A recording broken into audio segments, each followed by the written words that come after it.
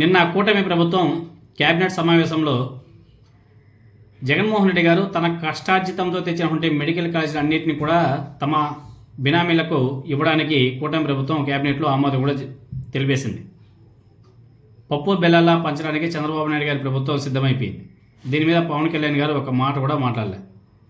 ప్రశ్నించడానికి పార్టీ పెట్టాము అని చెప్పేసి మాట్లాడే పవన్ కళ్యాణ్ మాత్రం వీటి గురించి ఎక్కడా కానీ ప్రస్తావించడం లేదు. ప్రభుత్వ మెడికల్ కాలేజీని ప్రైవేట్ వాళ్ళకి ఇవ్వడం ఏంటో మనకైతే అర్థం కావడం లేదు.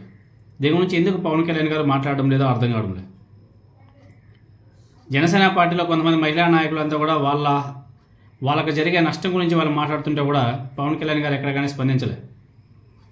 జనసేన పార్టీలో తెలుగుదేశం పార్టీ నాయకులు జనసేన పార్టీ నాయకులను తక్కువ చేసి చూస్తున్నారని చెప్పేసి వాళ్ళ బాధను వెళ్ళకెక్కితే కూడా వాళ్ళ గురించి పవన్ కళ్యాణ్ గారు పట్టించుకోరు. పార్టీ నాయకుల్ని పట్టించుకోడు, పార్టీ కార్యకర్తలని పట్టించుకోడు, రాష్ట్రంలో జరిగే అన్యాయాలు, అక్రమాలు, దాడులు, దౌర్జన్యాలని ప్రశ్నించరు. ప్రభుత్వ ఆస్తుల్ని పప్పు బెల్లాల్లా పనిచేస్తుంటే దాన్ని ప్రశ్నించడం పవన్ కళ్యాణ్ గారు. అదేందుకు విచిత్రం మనకు అర్థమయ్యేదే. మళ్ళీ పార్టీ పెట్టి మనం ప్రశ్నించడానికే అంటాడు. ఈరోజు కూడా ఒక జనసేన పార్టీ వీర మహిళ అంటే మహిళా నాయకురాలు పాపం తన ఆవేదనను వెళ్ళబుచ్చింది. సొంత కేడర్ మీద ఆమె రెచ్చిపోయింది. తమ పార్టీకి చెందినటువంటి జన సైనికులను దారుణంగా అవమానించింది. మా జనసేన పార్టీ నాయకులంతా కూడా వేరే గ్రహం నుంచి వచ్చారు అని వేసి తిట్టకుండా ఆగ్రహంతో రెచ్చిపోయింది ఆమె. దీనికి సంబంధించిన వీడియోలు ఆడియోలన్నీ కూడా సోషల్ మీడియాలో బీభత్సంగా వైరల్ అవుతున్నాయి.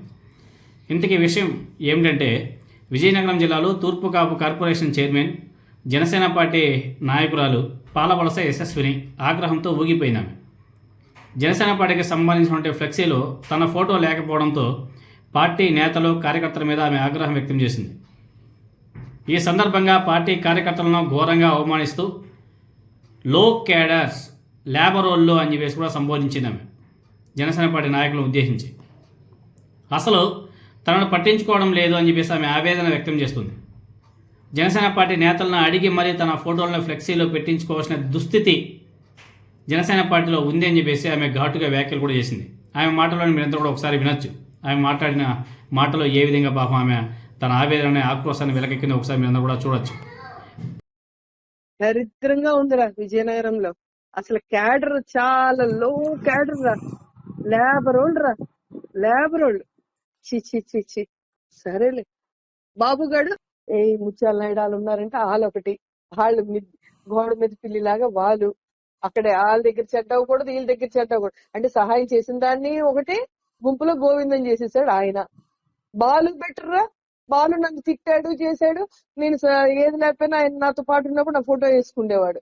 రాజకీయంగా ఆయన బెటరు. ఇది నాకు చేస్తున్నా మన తూర్పు కాపులు చేస్తున్న సన్మానాలు. ఎవరికి నీకు చెప్పేయించుకున్నాను ఫోటో సిగ్గు లేకుండా, అది కూడా చెప్తున్నా. ఆయనంతలా లేదా, నేను సార్ అంటే చేశాడు. ఇది మా పరిస్థితి. ఇట్లా ఉంది. పదవులు సపోర్ట్ చేసి ఇచ్చిన వాళ్ళకి అంతే, చేయనోడు అంతే. ఎందుకురా మనుషులు ముందు పదవులు మనకి మనుషులు మనం, అది గుర్తు రావడం ఎవరికి. రిలేషన్స్ ఏమీ గుర్తులేవు.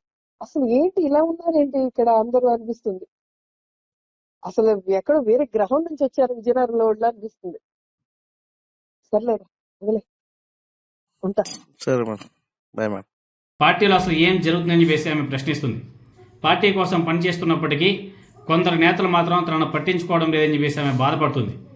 కొంతమంది నాయకులు జనసేన పార్టీ నాయకులు గోడ మీద పిల్లుల్లాగా ఉన్నారు.